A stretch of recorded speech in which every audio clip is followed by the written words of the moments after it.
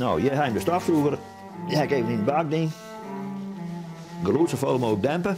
Je ziet een stukje veiligheid. Dat is als ik hem leeg zoeg.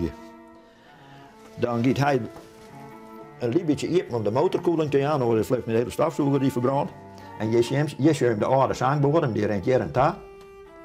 En dit er daarna weer opkwam en dit er daarna weer opkwam. Dus eigenlijk is de piano op een zangbodem naai helemaal nee. En nu ben ik met de proeven aan hem. En dan zit hier de PVC bij, zoals een extra reservoir. Ja, dat is allegaar iets, dat moet nog letter allegaar en dit moet allegaar letter echt maken worden.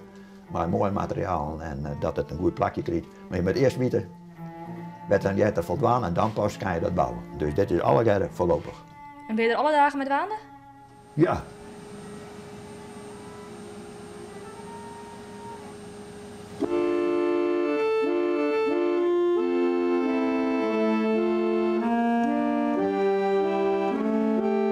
Ik ben Ale Hosper, ik ben 80 jaar.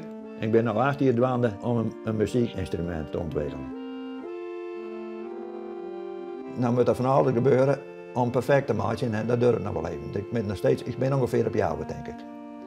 Maar er komt een redelijk goed uit en dat kan beter en mooier, maar dat is een kwestie van proeven. Het ontwerpen van dit instrument had eigenlijk een beetje een redding van jou, West. Ik denk het wel. Mijn vrouw die was ziek. Eerst ging deze net in de gaten, maar het bleek achter oude mensen te zijn. En, je ziet je iets om vet te gaan, wat 100% je aandacht vraagt, even los van de situatie waar je te lang kan binnen. Het is puur om staande te blijven in een achtbaan, want het is een achtbaan waar je te lang komt.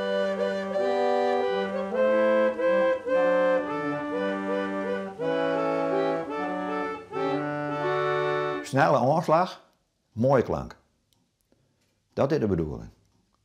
Ik heb zeker gedacht van dit wordt hem net, want hij zat te traag geweest en nu ben ik toch tevreden, redelijk tevreden hoe de aanslag. Oors iets stoppen.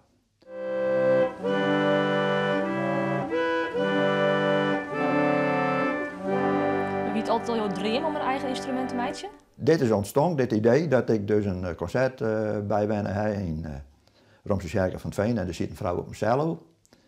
En die vrouw die speelt op die cello een stukje van Bach en ze denkt dus, maar haar rechterhand de strikstok, maar haar linkerhand de snaar, de goede lengte, ja, nou, dat is een cello en dan kon ze daar een prachtig duet van Bach op spelen. Alleen nog je missen dan de treden, de drieklank mis je, want ze kan heel goed twee snaren benutten en dat vond ik op zich al een enorme kunst wat die vrouw die stom verbaasd op de prachtige klank en dacht ik, dit wil ik kijk, maatje zo, dat je dus, dat mijn drieënklank kennen. Dus dan moet er een snaar extra bij, je moet gewoon meer stemmig spelen kennen. En dan denk ik ook die klank in de gedachten houden van die cello. En toen denk ik, dan moest een instrument maken en uiteindelijk is dit het worden. En dan heb ik alle snaren erin gesloopt, ik heb er bladveren voor in de plak zetten. Want de bladveer is ergonomisch beter voor het vangen van energie, als je vacuüm zoekt. Ik zou net weten wat een instrument is die met twee bladveren, maar een bladveer werkt op twee kammen. Aanzoeken door vacuüm. Ik denk net ik denk dat ik de eerste ben. En als het net zo is, dan kom ik er wel achter. Dus moet jij eens octrooi aanvregen?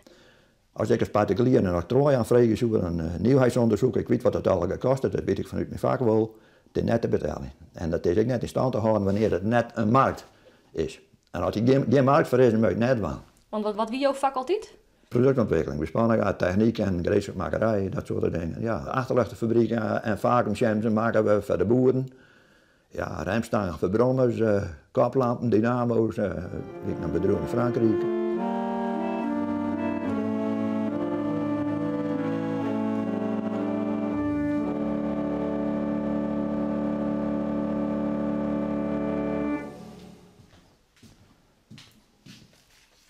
Wat hebben we daar?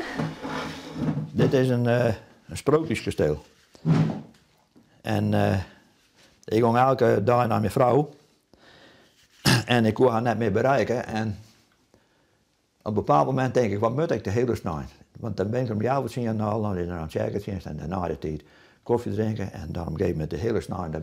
En dat is heel moeilijk om het te bereiken. En op plaats van pure wanhoop begon ik met haar kleurplaat in te tekenen. Dat die in voordrukt. Maar daar hier zelf wel gauw mijn hoofd van.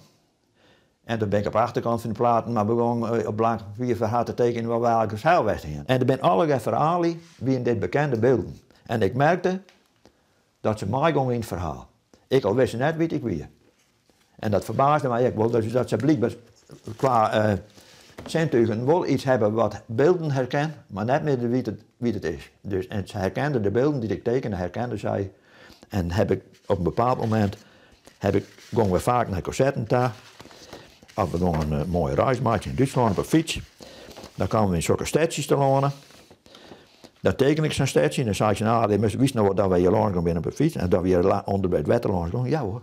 Dat weer toen weer zo. En toen zei en dan ging zij maar haar vinger bij het trappertje omheen staan. En dan voeren ze daar doorheen. En inderdaad, ik denk, zij snapt het. Wij gingen daar door het trappertje omheen, gingen wij ergens op het plein, ergens in het stadje. Dus het weer voor haar weer dit genoeg om weer op reis te wijzen. En dan weer zij rustig. En als ik met potlood en papier erin kwam, dan weer zij rustig. Ze met kleur in het lippen hebben, met kleur brengen en lucht. Dat heb ik niet.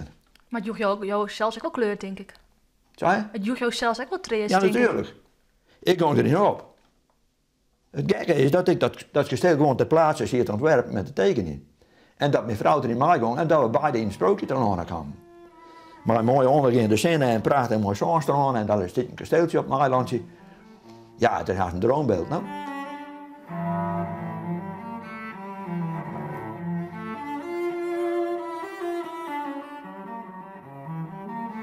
Ja, dat was dan een beetje het leventje. Wel heel knap dat jullie het zo lang volhouden. Ja. Ja, je hebt verplichtingen. Ja, je kan je net overal van aanmaken. Dus jij hebt maar verder zorgen, je moet je maar rijden. Nou, ik heb het niet meer gedaan. En hoe lang is het al wij? Oorlier, denk ik. Ja, oorlier. Dan is de zorg voor je vrouw valt voort. Ja. Hoe pak je het limmen dan Nou, op? dan moet je je eigen hier uit het moeras trekken. Dat kan ik je wel vertellen. Ik moest wel opnieuw leren dat ik vrij weer. Waar ik helemaal niet mee omgaan kon. Want ja, je bent een taak kwijt. Je bent een zorgtaak kwijt. Dan kun je zeggen, ja, nou ben ik wel lekker vrij. Maar je kan ook zeggen dat je van 50% geamputeerd bent. En dat je dus opnieuw leren moet om de mogelijkheden die je hebt, ja, toch te benutten.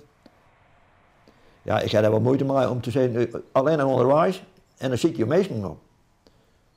Of je gaat naar concerten daar, je hoopt een meestal te treffen. Ja, ik denk gewoon, je bent onderwijs, ik ga nog nooit zoveel kilometer maken. Ze hebben wij ook werk getroffen. En nu zit weer. En nou zit je, ja. En je zit net achter de graniums. Nou nee, heb ik net en ik wou het net. Ja, ik vind het mooi uit Blam, maar ik wil er net achter zitten. Dus ik ben onderwijs en ik denk dat ik therapie is. Kilometers maak je. Ik hoop ik bij dat meestal nou, dan kom je meestal vliegen, dat vind ik gezellig. Dan denk ik dat wij hier wat muziek organiseren gaan. En dan denk ik nou, we beginnen maar eens maar jongen bij de stafzoeker hier toch.